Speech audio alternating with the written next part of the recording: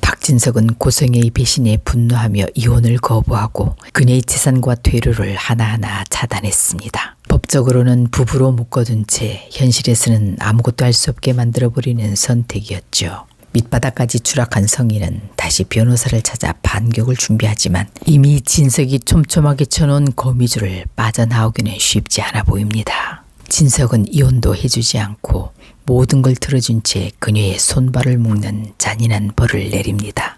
변호사비를 마련하기 위해 성인은 딸 영라의 작업실로 향합니다. 영라에게 2억을 마련해 달라는 성희의 태도는 여전히 뻔뻔합니다. 내가 너 낳아서 지금까지 이렇게 키워줬으면 그 정도는 네가 해줄 수 있어야지. 죄책감이 아닌 의무를 강요하는 말이었죠. 영란은 웹툰 계약금과 가진 용돈을 모두 털어 2천만 원을 마련해 봉투째 내밀지만 성인은 고마움은커녕 성에 차지 않아 오히려 난리를 칩니다. 진석이 모든 돈줄을 막아버리자 성의 머릿속에는 단 하나의 생각이 떠오릅니다. 은호에게 건넸고 지금은 우진에게 갔다는 그 10억 다시 받아와야겠어. 하지만 우진은 연락조차 닿지 않는 상황. 성희의 조급함은 점점 광기로 바뀌어갑니다. 심장이 언제 멈출지 모르는데 그 한마디에 상철의 세상이 무너졌습니다. 귀를 의심하면서 상철이 들어섭니다. 지혁과 성재도 함께 놀란 얼굴로 상철을 맞이합니다. 상철은 다리에 힘이 풀리고 비틀거리기 시작합니다. 성재가 얼른 상철을 부축해 소파에 앉힙니다. 어떻게 변명의 여지가 없어 하는 수 없이 지혁은 아버지께 모든 진실을 털어놓게 됩니다. 아버지는 아무 말도 하지 못한 채 손을 벌벌 떨며 어찌할 바를 모릅니다. 자식이 곧 먼 길 간다는데 어떻게 해야 되지? 뭘 해야 되지? 상철은 지혁의 부탁으로 가족들에게 일단 말하지 않기로 합니다. 안색이 좋지 않은 상철에게 다정히 무슨 일 있냐고 물어보지만 상철은 애써 밝은 척을 합니다. 그날 밤 집안은 모두 잠들었지만 상철만 깨어 있었습니다. 아들의 얼굴이 떠올랐다가 아무 일 없다는 듯 웃던 모습이 겹쳐집니다. 다정이 들을까봐 상철은 숨소리마저 삼키며 눈물만 조용히 흘립니다. 그러다 아버지로서 이렇게 울면 안 된다. 뭐라도 무슨 방법이 있을 거야. 반드시 찾아내야 돼. 그는 두 주먹을 불끈 쥡니다. 다음 날 다정이 출근하자마자 상철은 지역 몰래 병원을 찾아갑니다. 요즘은 방법이 없습니까? 인공심장도 있다던데 돈이 얼마 들어도 괜찮습니다. 우리 아들만 살릴 수 있다면. 상철은 말을 잇지 못하고 고개를 숙입니다. 그럼 제 걸로는 안 됩니까? 제 심장을 주면 안 됩니까? 아들을 앞에 두고 살아야 할 아버지가 아들을 먼저 보낼지도 모른다는 생각 앞에서 상철은 처음으로 삶이 두려워집니다.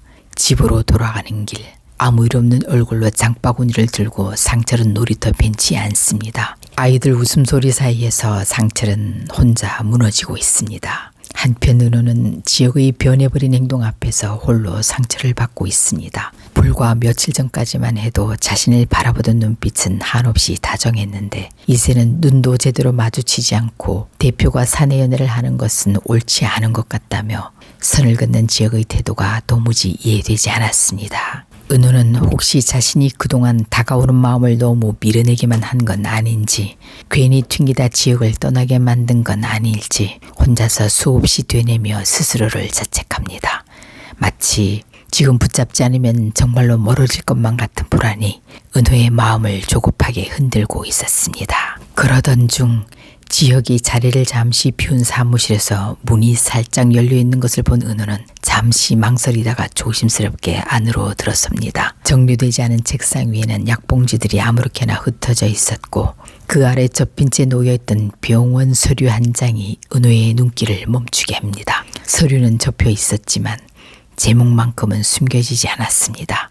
심장이식 대기자 등록 안내. 은호는 그 문장을 보는 순간 그대로 굳어버렸습니다. 한동안 아무 움직임도 없이 그대로 서 있다가 떨리는 손으로 날짜를 확인해 봅니다. 그 날짜는 지역이 일본에 간다고 했던 바로 그날이었습니다. 그제야 그동안 이해되지 않았던 말과 행동들이 머릿속에서 하나씩 퍼즐처럼 맞춰졌습니다. 차갑게 선을 긋던 태도, 눈을 피하던 이유, 혼자 모든 걸 정리하려 했던 시간들, 은호의 눈에서 굵은 눈물방울이 조용히 떨어지고 손은 멈추지 않고 떨립니다. 서류를 다시 접어두려 하지만 마음처럼 되지 않았습니다. 그 순간 책상 위 전화벨이 울리고 은호는 화들짝 놀라 서류를 내려놓은 채 급히 사무실을 빠져나옵니다. 그거였구나. 그런 거였어. 어떻게? 그 말이 머릿속을 떠나지 않습니다. 잠시 후 아무 일도 없었다는 듯 사무실로 들어오는 지혁을 은호는 애써 평정한 얼굴로 바라보며 어디를 다녀왔냐고 묻습니다. 지혁이 여전히 눈을 피한 채 전 AP 회장님을 만나고 왔다고 담담하게 대답합니다. 은호는 더 이상 묻지 않고 말없이 따뜻한 차를 타서 그의 책상 위에 내려놓은 뒤 사무실을 나옵니다. 문을 닫고 몇 걸음 옮겨든 은호는 발걸음을 멈춥니다. 문틈 사이로 보이는 지혁이 갑자기 심장 쪽을 움켜쥐며 고개를 숙이더니 급히 약을 꺼내 입에 털어넣는 모습이 눈에 들어옵니다. 은호는 문 손잡이에 손을 올린 채 그대로 굳어버립니다. 지금 들어가야 할지 아니면 모른 척 해야 할지 짧은 순간 수없이 갈등합니다. 잠시 후 지혁의 거친 숨이 조금씩 가라앉고 그는 아무 일도 없었다는 듯 자세를 고치 않습니다. 그제야 은호는 조용히 손을 떼고 아무것도 보지 못한 사람처럼 발걸음을 옮깁니다. 들어가지 않은 선택이 옳았는지 알 수는 없었지만 그때의 은호는 그게 지역을 위한 거라 생각합니다. 이 자신을 밀어내는 이유를 이미 알고 있었기 때문입니다. 밤이 깊어가도 지역의 사무실 불은 꺼지지 않습니다. 은호는 먼저 퇴근하지 않고 그 자리에 남아있다가 문 여는 소리가 들리자마자 마치 자신도 이제 막 일을 끝낸 사람처럼 조용히 가방을 챙겨 함께 나섭니다. 문 앞에 선 순간 은호는 몇 번이나 삼켜왔던 이름을 꺼냅니다. 선배. 그 한마디에 붙잡고 있던 감정이 무너져 눈물이 쏟아집니다. 왜 그러냐는 물음에 은호는 고개를 들지 못한 채 말합니다. 다 알고 있다고. 약봉지와 서류를 봤다고. 그 순간 지혁의 얼굴이 굳고 은호가 하루 종일 자신을 바라보던 눈빛이 왜 달라져 있었는지를 뒤늦게 깨닫습니다. 은호는 묻습니다. 왜 혼자 그렇게 결정했냐고. 왜 아무 말도 하지 않았느냐고. 이기석이라는 말은 원망이 아니라 떠날까봐 무서워서 터져나온 울음이었습니다. 지혁은 아무 말 없이 그 모든 말을 끝까지 듣습니다. 그리고 조용히 은호를 끌어안습니다. 도망치지도 설명하지도 않은 채 그저 앉는 것만으로 마음을 전합니다. 떨리는 목소리로 그가 말합니다. 너를 두고 가야 할지도 모르는데 자신이 그걸 어떻게 견뎌야 하느냐고. 은호는 고개를 저으며 말합니다. 절대 보낼 수 없다고. 혼자 두지 않겠다고. 그 순간 지혁의 가슴을 짓누르는 건 아픔이 아니라 미안함이었습니다. 사랑하는 사람을 지키기 위해 밀어냈던 시간들, 말하지 못한 진심들이 한꺼번에 몰려옵니다. 지혁은 더 이상 자신의 감정을 숨기지 않습니다. 말 대신 조심스럽게 은호의 입술에 자신의 입술을 겹칩니다. 피하고 숨겨왔던 마음을 그제야 서로가 같은 자리에서 마주한 순간 그 밤 두 사람은 처음으로 같은 방향을 바라보기로 합니다. 한편 성재는 모두가 자리를 비운 늦은 시간 조심스럽게 상철의 집을 찾아갑니다. 어제나 사무실에서 지혁의 이야기를 듣고 크게 놀랐을 상철의 얼굴이 마음에 걸렸고 무엇보다 이제는 혼자서 감당할 수 없는 이야기를 나눌 사람이 필요했기 때문이죠. 두 사람은 말없이 마주 앉아 한참을 침묵하다가 상철이 먼저 병원에 다녀온 이야기를 꺼냅니다.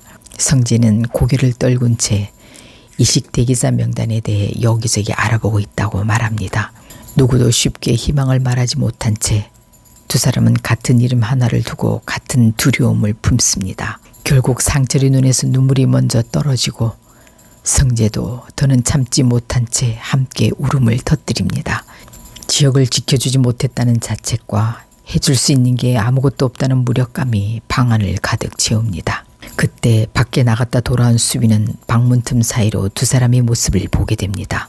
성재가 이 시간에 와 있는 것도 아버지와 단둘이 앉아 있는 것도 이상했지만 수빈은 잠시 고개를 끄덕입니다. 성재가 자신과의 관계를 위해 아버지를 설득하러 온 거라 생각한 겁니다. 하지만 문이 열리고 성재가 붉게 충혈된 눈으로 고개를 숙인 채 나오는 순간 수빈은 그 생각이 완전히 틀렸다는 걸 직감합니다. 웃음기 하나 없는 얼굴, 울음을 삼킨 흔적이 너무도 분명했기 때문입니다. 수빈은 그대로 성재를 따라 났습니다. 우리 아버지 어디 아파요?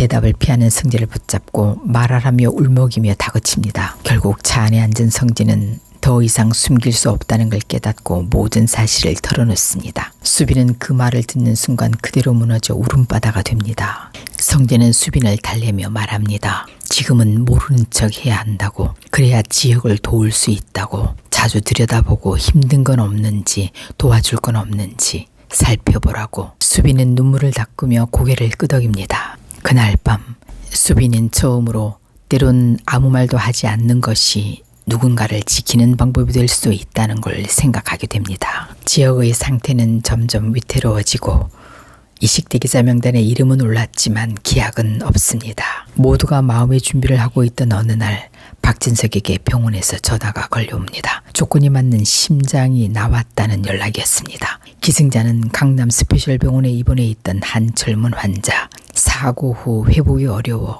가족이 힘든 결정을 내린 경우였습니다. 기증자 가족은 말합니다. 누군가의 삶이 이어질 수 있다면 이 아이가 헛되이 떠나는 건 아니라고. 박진석은 조용히 모든 절차를 책임지겠다고 나섭니다. 누구의 공도 누구의 덕도 아닌 살아있는 사람들이 각자의 자리에서 한 선택이 맞물린 순간이었습니다.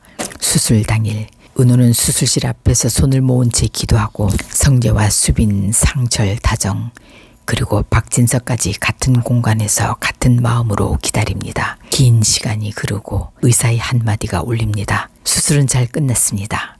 그 순간 아무도 소리내어 울지 못합니다. 대신 서로 한 마음으로 손을 꽉 잡습니다. 몇 시간 뒤 눈을 뜬 지혁은 가장 먼저 은호를 바라봅니다. 말 대신 서로의 손을 잡고 한참을 울기만 합니다. 지혁은 자신이 누군가의 심장으로 누군가의 도움으로 살아있게 되었는지 생각합니다.